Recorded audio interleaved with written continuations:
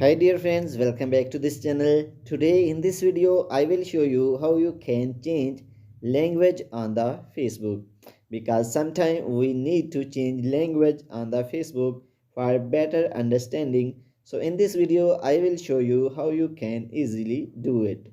So without wasting time, let's start video. Before starting the process, if you did not subscribe our channel, please subscribe it. So firstly, you need to update your Facebook applications and go to Play Store and update Facebook application, because sometime all features will not work.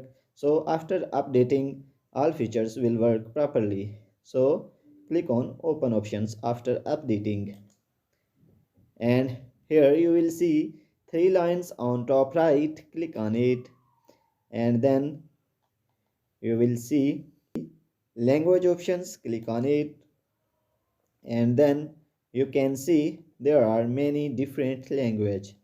So you can select which is easy for you. For example, I am selecting English.